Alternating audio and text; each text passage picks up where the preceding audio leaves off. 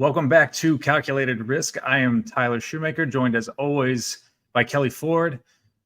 We did our week 2 recap show earlier this week. Now we are looking ahead to week 3. And, I've seen a lot of people say that this is a bad slate of games. And I mean, Kelley, I've seen you tweet this. Like, in our opinion, there really is no bad slate of games as long as you have a full Saturday of college football. We got some Thursday night games, some Friday night games. So I'm looking forward to it. There's not as many marquee matchups, but I mean, you and I are kind of sickos. Like we like some of these generally under the radar games. So I'm looking forward to it. Kelley, what are your initial thoughts here on this slate for week 3? You're right. I did tweet it, and I'm in full agreement with you, Tyler. Some people complaining about the slate. I will give it to you. This is not the blockbuster, biggest, highest, most profile games on a college football Saturday that we've seen. Like that, you can't argue that. That's true. At the same time, guys, we only get 13 full-on college football Saturdays. Week 0, it's great. I love it, but it's not full-on. Army, Navy, that's technically college football Saturday. It's not full-on. Conference championship weekend, that's not full-on. We get 13 full-on college football Saturdays. We spend all year, from the winter months to the summer, leading into the fall, begging for college football. Please do not take these for granted. We don't get enough of them. And also, Tyler, it just feels like these are the kind of weeks historically that chaos will just reign and we'll get unexpected results and we'll get upsets at the top and all of that. So someone came in at me and was like, oh, it's almost okay if you had a fall wedding on this Saturday. And I was like almost an instant mute, just like on the spot. I didn't do it, but I was like, that's your sore spot. That's a mutable offense right there. Do not tell me, it's like a bye week. It's not a bye week, guys. There are games. They're exciting. They're not the marquee matchups that we get in some other weeks. I'll give you that, but it's college football. It's college football Saturday. Like, let's go. We're going to talk about it. I'm excited. Yep, me too. So with that, let's get into our first, quote unquote marquee matchup here of the weekend. One of the few I think that really does stand out from the rest, and that's Tennessee going to the Swamp as right now a 6.5 point favorite over Florida. And one nugget that I want to give credit to Brad Powers for pointing out, Tennessee, going back to like 1976, Tennessee has only been a road favorite at Florida twice. Both of those were less than 3 points, and they lost outright both times. So this is the biggest spread that Tennessee's had going to the Swamp. So, I'm not saying that that's anything actionable from a betting standpoint, but it is just, interesting history there. So I make this game Tennessee minus 5.5. I project a total at 57. Like I said, the line currently sits at Tennessee minus 6.5 with a total of 58. So I'm pretty aligned with the market currently. Florida's my number 43 overall team, while Tennessee's number 20 for me overall. And obviously they're both in the SEC East. I've got Florida as the number 4 SEC East team, Tennessee number 2 in the SEC East, obviously behind Georgia. Florida offensively number 53, and on defense they're number 42 for me. Whereas Tennessee offense very good, not as high as I projected initially. Their offense has tumbled a little bit. I'm curious to hear your thoughts on that as well, Kelley. But Tennessee's dropped to number 14 on offense for me, number 46 on defense, still, kind of middle of the pack there. I give them a 66% chance to win this game. There's not huge ramifications here in terms of win-loss for either team. I mean, I think Florida is going to be hard-pressed to make a bowl game either way. But if they do want to make a bowl, they definitely do have to get this game, I think. And, Billy Napier, there's some loud voices that, may want him on the hot seat. Their schedule next year is very tough. So I think for him to get out of this year and next year alive, he's going to have to win some of these games where he's an underdog. So this would be a perfect opportunity for him. My brother's a Florida fan, so I hope for his sake that they pull it off here. Kelley, what are your thoughts here on Tennessee, Florida? Yeah, this is my number 2 game of the week in my watchability scores. The article I write for thelions.com is already up. You can catch my watchability graphic in there for week 3 before I post it on Twitter and the website on Friday. I have Tennessee minus 4.5, so pretty similar to you with a 62% win expectancy, so a little bit less than you there. Even though Tennessee didn't look great last week against FCS McNeese, and they are down a point in my ratings and 5 spots in my rankings from where they started this, I still have Tennessee as the biggest threat to Georgia in the East, just like you, Tyler. The offense, so here's my unit rankings. The offense is still top 10 nationally for me. The defense has actually been better than I expected. I know you said you got them down. They've risen from number 35 to number 29 for me. Tennessee is my number 2 projected team in the East, like I said. Florida's number 3, though. A win for the Gators this week flips those numbers right on their head, and Florida would become the main challenger to Georgia with regard to chances to win the SEC East if they're able to get this win at home. The model's been pretty dialed in on Florida. The Gators have fallen a half point from number 25, number 31. Offense has remained in the 20s. Defense has remained in the 40s. Again, all of this relative to the preseason. I'm projecting basically a wash between the number 29 Florida offense and the number 29 Tennessee defense. The difference for me here in this game is the Tennessee has the number 8 offense in the country. Florida's defense is number 44. So I think that's where the difference is. That said, the Volunteers have lost 9 in a row in the Swamp, Tyler, since their last win in Gainesville back in 2003. I expect the Gator faithful to be out in full force to ensure that the Volunteer team knows that and remembers that. So I do have Tennessee minus 4.5. It's a 38% chance for Florida to pull off the upset at home and keep that streak alive. Just look out, because it's been hard for Tennessee in the Swamp for the last 20 years. I mean, Tyler, more than half the roster wasn't alive the last time that of both these rosters, the last time Tennessee went into Gainesville and came out with a win, and they go there every other year. Yeah, that when I heard that is just jarring. And one last note here for my numbers on this that I forgot to mention. So now that we've got a couple data points on these teams, I'm able to kind of look at what their on-field performance has been, in terms of their game grades. So using just their on-field data from 2023, I would make Tennessee about a 3-point favorite here. So, that line is shrinking. So I expect this to be a nail biter in the Swamp. And Kelley, you and I both, kind of pointed out this is a night game in the Swamp as well. I mean, playing in the Swamp is difficult anyway.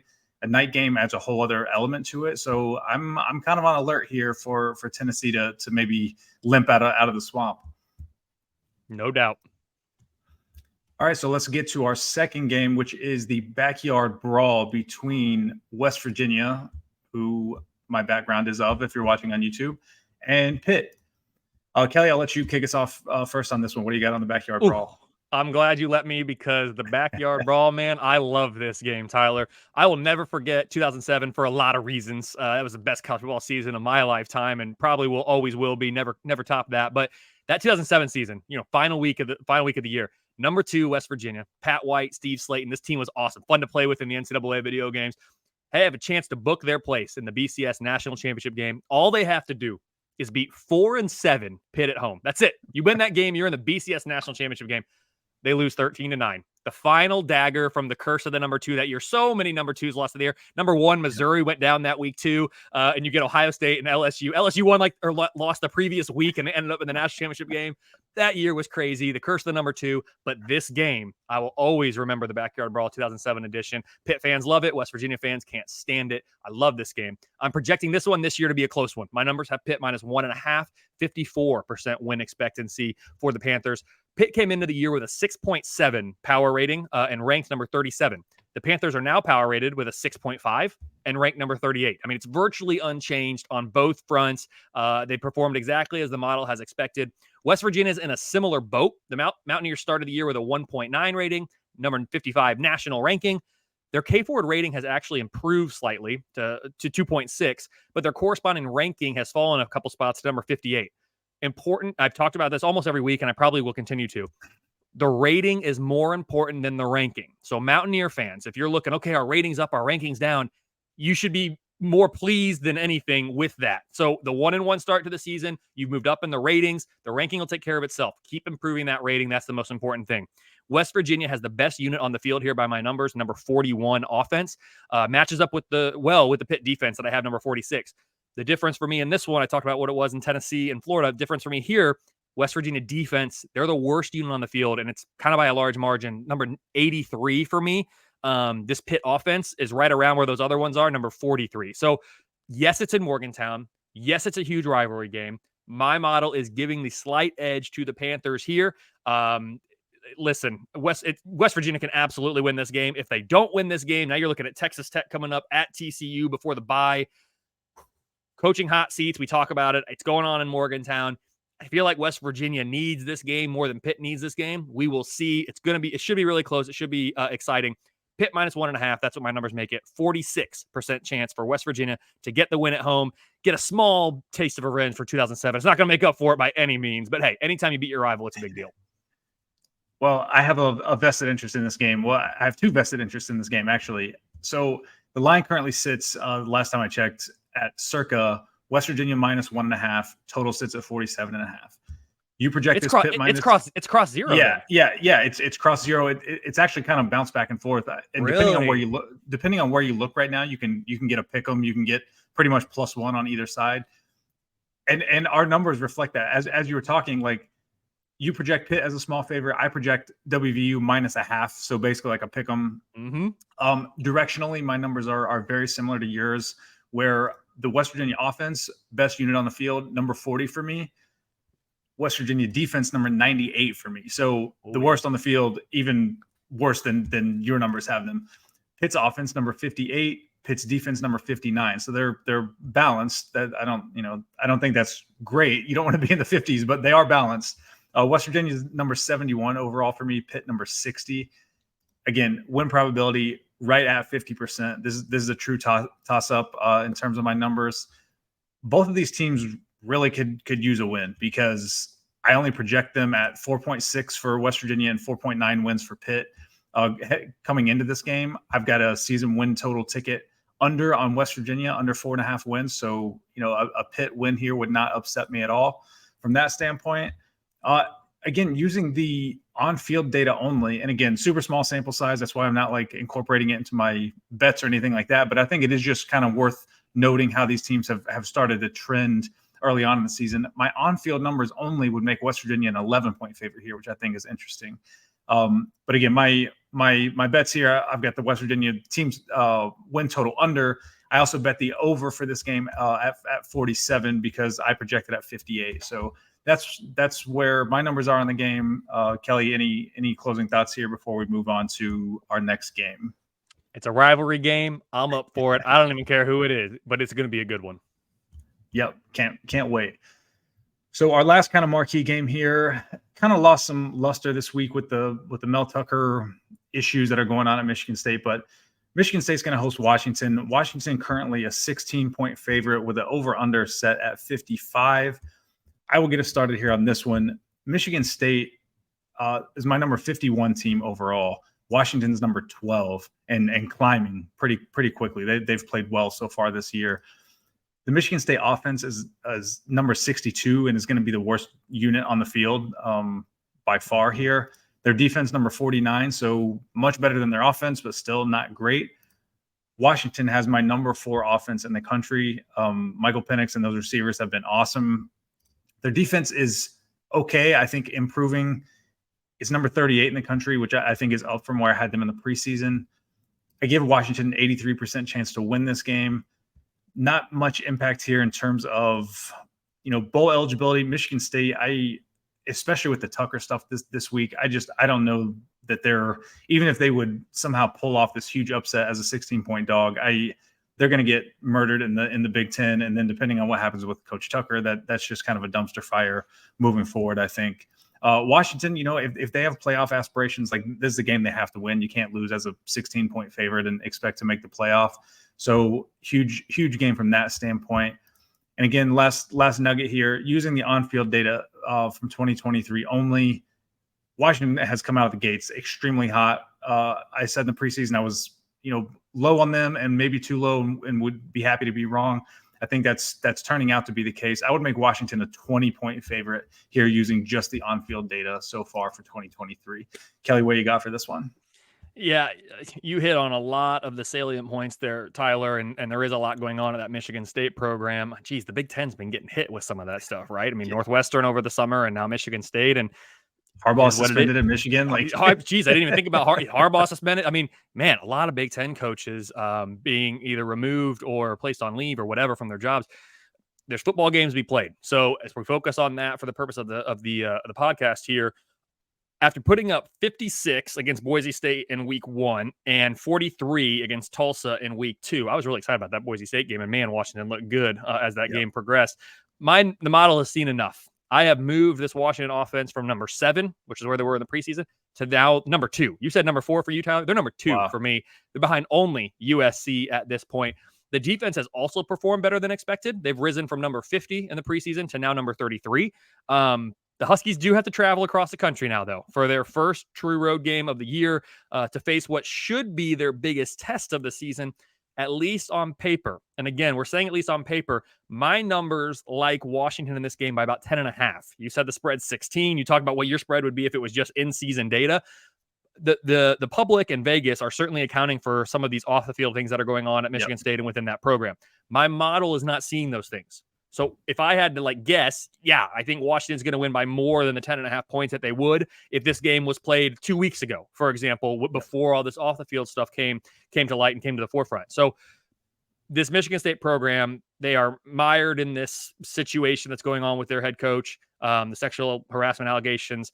The Spartans are number 42 in my power ratings as things stand, but they are, it's actually the best they've been all year. Interestingly, they were 45, 45, 45. And this week, they fell. They're down a tenth of a point, but they rose in the rankings. So again, back to West Virginia, you went up in the ratings, down in the rankings. Michigan State went the other way. They're up in the rankings, but hold on now, they're down in the ratings. That's the more informative thing.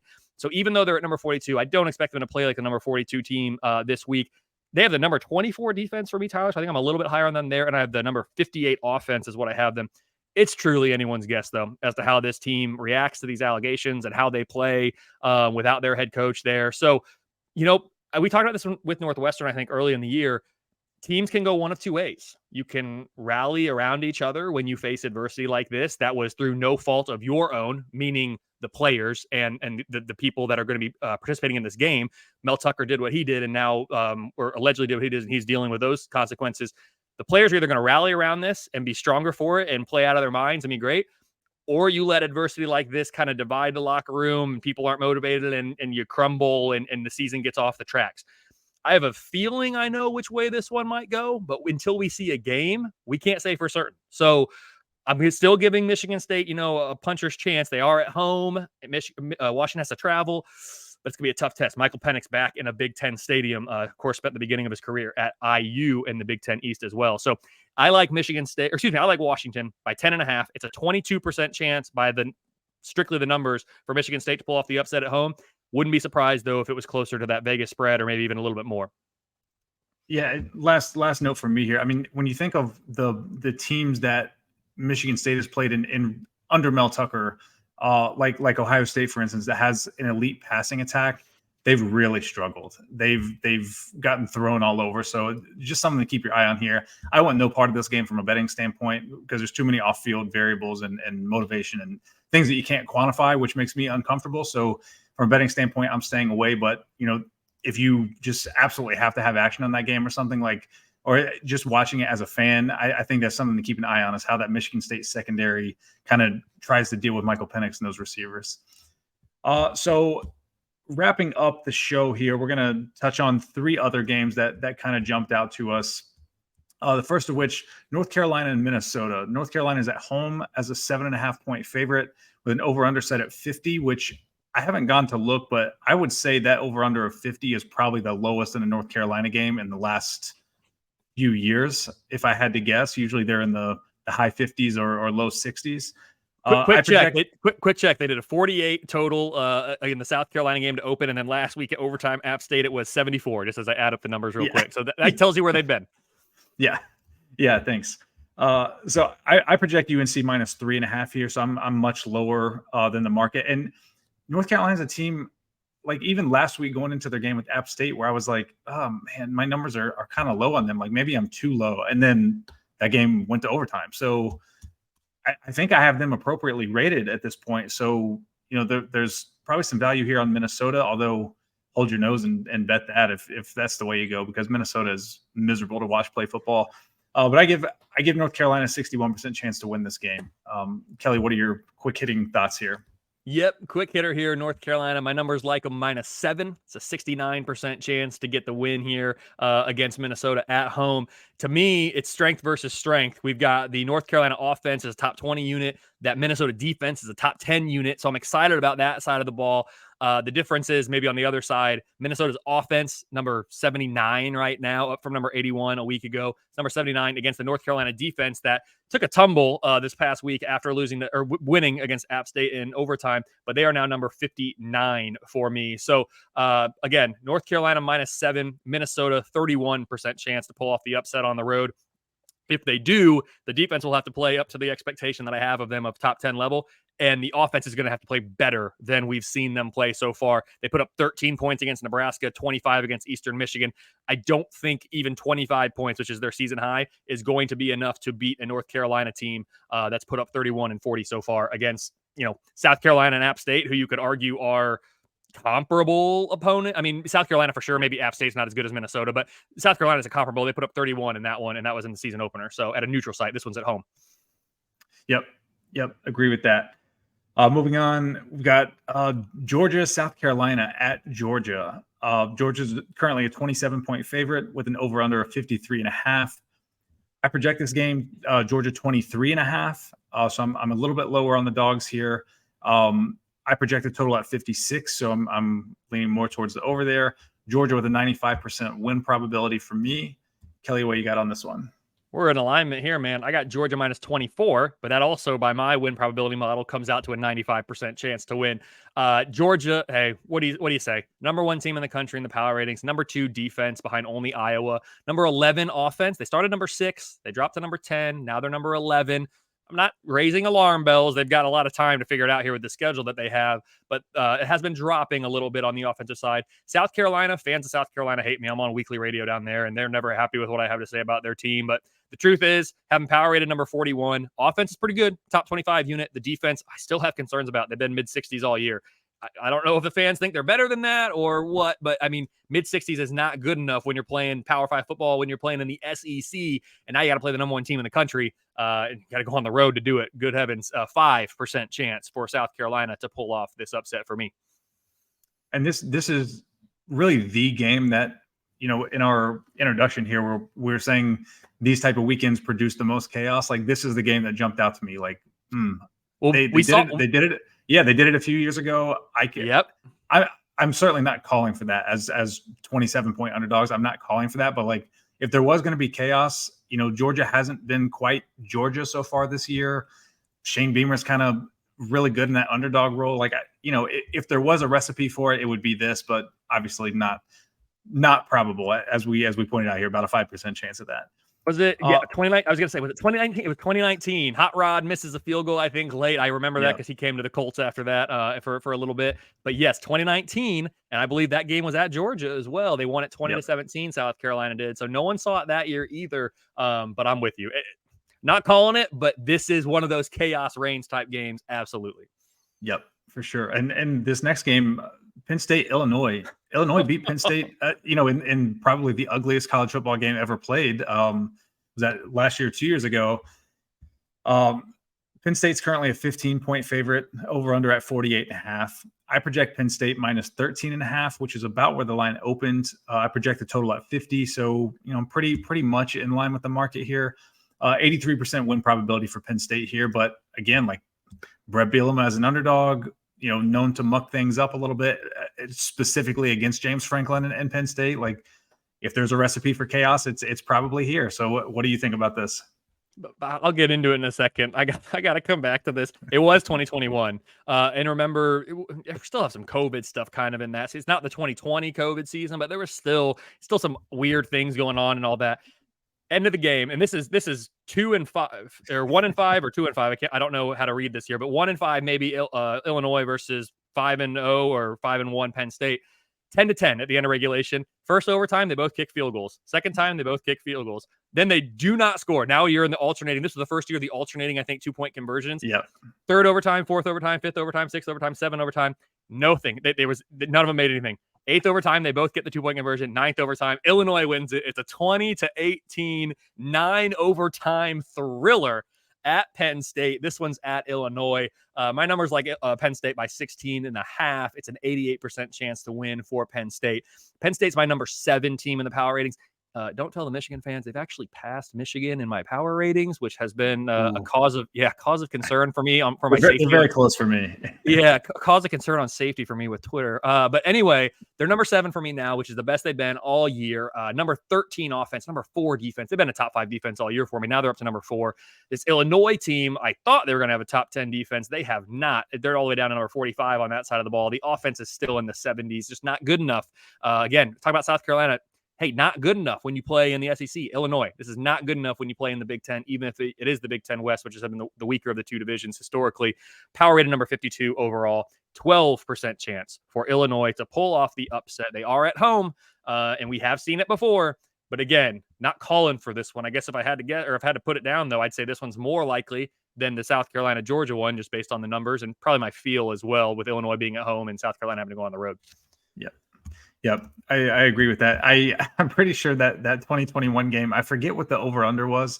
I want to say maybe like 36. I had bet the under, which was like cash, in regular, and then it went to all those overtimes, and I ended up losing it in the last overtime. was about to lose my mind. I remember that vividly. That's betting for you. Gosh, that's why I don't do it. Right? Well, that's one of the reasons, I guess. Yeah, your Saturdays are so much less stressful than mine. I envy it. I cannot even tell you, man. I got away from even providing the quote best bets 3-4 years ago now of, hey, here's where the KFord ratings are more than 3 points off from the Vegas line. Do with that information what you will, kind of deal. But even though I wasn't doing anything with it, I knew people were. So I'm over here like, oh my gosh, I got Miami and Ohio playing each other on a Tuesday night, and no, why am I stressing about this? I wouldn't have anything on it. It doesn't matter to me. I have confidence that the model is sound and we make tweaks when we need to. But listen, here's all the information on the dashboards. You guys do with it what you please. I'm going to enjoy college football Saturday and just pray for every single upset in the world, except against my team, because then there's no worse feeling than after your team loses and you're sitting here almost feeling obligated to continue watching college football because you love it so much and you're just like, God, my team just lost. It's the worst thing ever. Yeah, absolutely. Thankfully, we cheer for the same team, and they don't lose too often. So not makes it worse when they do, though, because then you're like, oh, it's all good. It's all good. Oh, well, that's going to do it here for this week 3 preview. We'll be back on Monday to recap everything we saw this weekend. In the meantime, make sure you are subscribed on YouTube at Saturday Glory. Make sure you subscribe in podcast form wherever you get your podcasts. Follow Kelley on Twitter at KFord Ratings. I am at T-Shoe Index. For Kelley Ford, I'm Tyler Shoemaker, and that was Calculated Risk.